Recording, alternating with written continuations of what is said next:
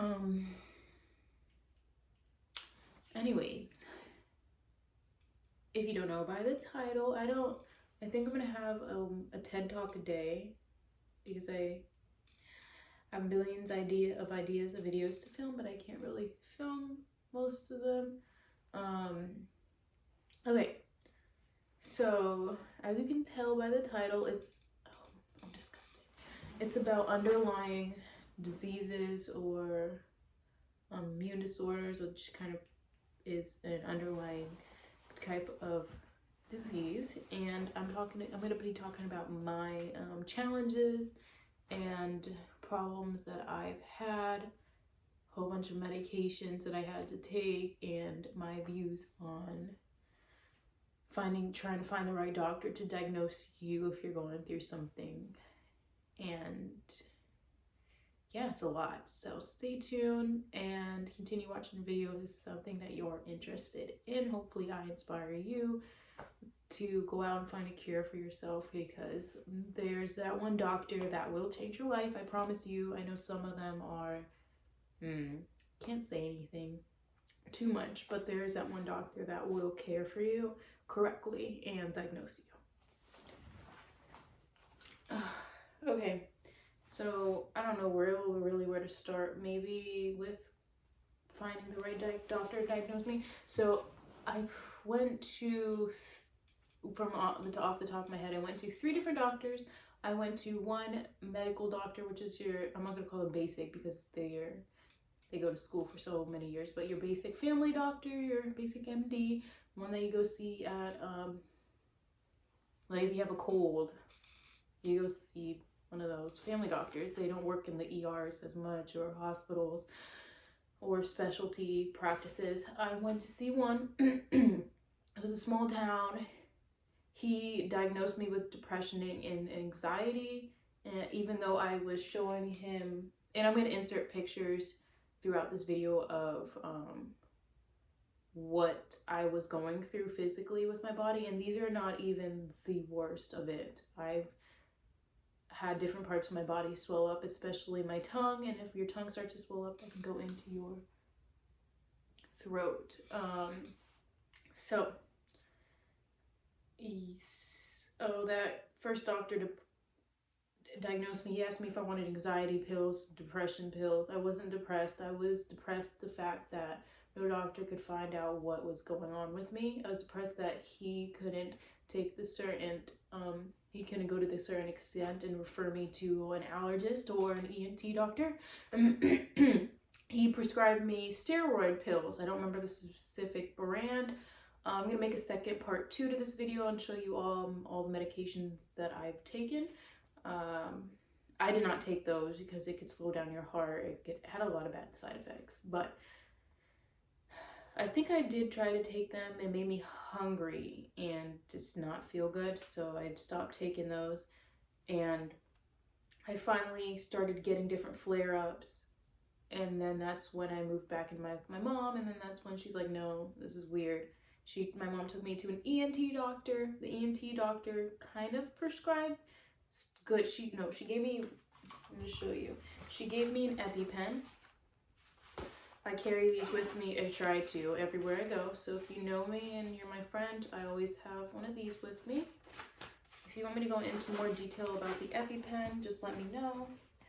This is a trainer. You take the blue part off, stab someone in their thigh. 1, 2, 3, 4, 5, 6, 7, 8, 9, 10. All around the area. Easy. Tells you on there.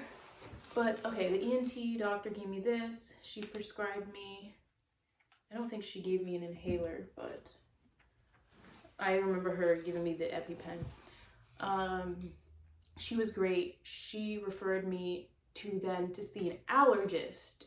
Even though an ENT doctor could do a skin test, an allergist, she prescribed me to another doctor, and I love that doctor. I definitely go back to her for sure. She's prescribed me to go to another specialist. The specialist was also amazing. He's the one that prescribed me with not hereditary angioedema, which is a deeper swelling of the skin. And then this is when I will start inserting pictures for you guys. is deeper swelling of the skin, and this could kill you. You can go into anaphylactic shock, and this is why you carry one of those EpiPens with you anywhere you go and everywhere you go. If someone tells you that it is not allowed in the room with you during a test, then tell them, if you're gonna watch me, you're gonna know if I'm going into like shock. You're gonna watch me every second while I'm taking this test into like a proctored room, like for school. Take it wherever you go, and if they have a problem with it, then go to the head of the school. But because it is a needle, I don't know, they get scared. I don't know, but I think it's stupid. But yeah, he prescribed me with angioedema. Hereditary angioedema comes from your mom, comes from your dad, and it's passed down either to you, your sister, or skips both you and goes to the next generation. And this is something that is far more worse than what I have, because my angioedema really comes from deep stress, loss of sleep, or mostly because I'm almost not deathly allergic to soy protein, but when I eat soy protein, that's when I start having these allergic reactions. My eyelid will swell, my lip will swell, my throat, my tongue, and then either if I could breathe, then I won't stab myself with that and I won't go to the hospital. I haven't had to use one of those yet, so I'm very thankful for that. Okay, now I'm gonna keep this video very short. My doctor is not on this, so I can show you. I took 1, 2, 3, 4, 5, 6, 7. I've taken over 7 medications. This is the list right here. Half of them I did not take. I've taken maybe 1, 2 or 3 out of the 7 or 8 that they gave me. One of them is the EpiPen. You don't need to take those unless it's life-threatening. And then another one was this Pro Air RespiClick inhaler. This is great. Even if you're having like mild breathing problems, this cures it. I honestly, inhaler. Okay, as you can see, I have 156 pumps, and it comes with like maybe 200 or 100, and it doesn't come with that much. And I did not use a lot of it since 2019. You could use, okay, and it says it online. You could use your inhaler up to a year after it expires. If it's all you have, it won't kill you, trust me, I'm still here. I've taken a lot of these medications. Most of it were for flare-ups, hives and swelling. Some of it was medications I had to take every single day or twice a day. Some are only if I have flare-ups. And then some were nasal injections. I also needed to go back to, which is good, I tried to build, you could also try to build up your immunity if you don't have like if you don't have angioedema and you're like, I was allergic to cats. I still have a mild allergy, but I've had plenty of cats. And if you bring the cat around you, or you have the cat around you and build up your immunity to that, that's a whole nother story if those allergies don't bother you as much. I now don't really have an allergy to cats. When I was a child, I used to flare up really bad hives. Not too deep tissue swelling, but yeah, build it up. Again, I don't want to show you this because it has my information on it, but I was tested for a lot of stuff, and I just wanted to make it aware to you. This basically the TED Talk for today is me sharing awareness with you that if you have